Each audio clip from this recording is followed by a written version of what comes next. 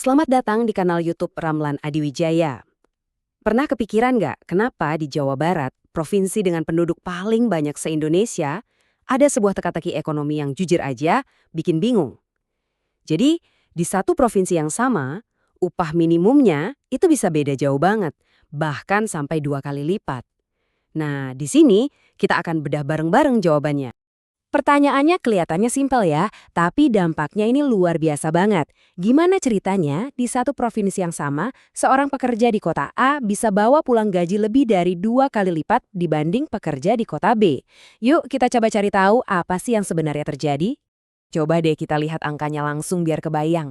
Di kota Bekasi, upah minimum kota atau UMK-nya itu diproyeksiin bisa nyentuh angka 5,7 juta rupiah. Wow! Tapi coba kita geser sedikit ke selatan, ke kota Banjar. Di sana angkanya cuma sekitar 2,2 juta rupiah. Ini perbedaannya lebih dari 2 kali lipat loh. Ini bukan cuma sekedar data statistik, ini tuh cerminan dua realitas kehidupan yang beda banget di provinsi yang sama. Nah, akar masalahnya ini sebenarnya ada di kisah dua wilayah yang kontras banget.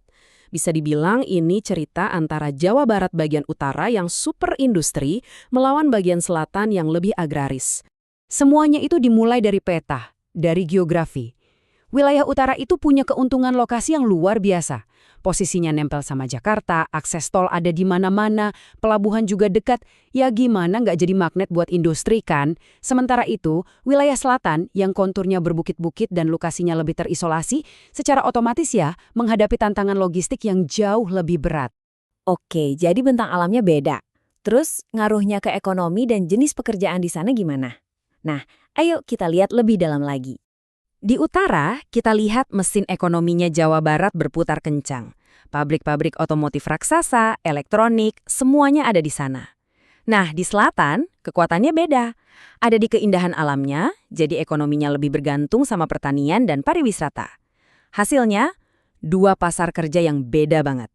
Yang satu penuh dengan pekerjaan formal di pabrik, sementara yang lain didominasi sama sektor informal dan usaha kecil. Tapi upah tinggi di utara itu bukan cuma karena industrinya, ini juga soal biaya hidup. Coba aja bandingin harga secangkir kopi atau biaya sewa kontrakan di Bekasi yang dekat Jakarta, jelas jauh lebih mahal dibanding di pedesaan Priangan kan? Jadi ya, upah yang lebih tinggi itu sebenarnya kompensasi yang wajar dan hampir nggak terhindarkan. Oke, geografi udah, ekonomi udah. Tapi ada satu lagi nih, faktor penentu yang nggak kalah penting, manusia itu sendiri.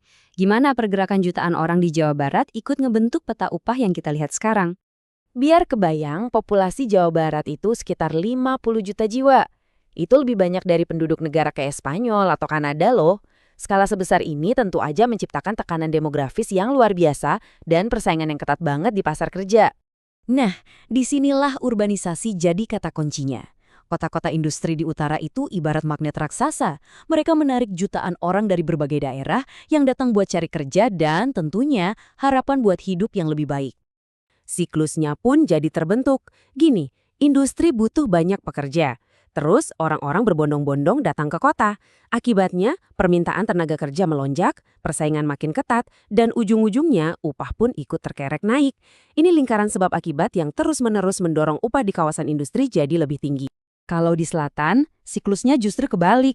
Karena pilihan pekerjaan formalnya sangat terbatas. Posisi tawar para pekerja jadi lebih lemah.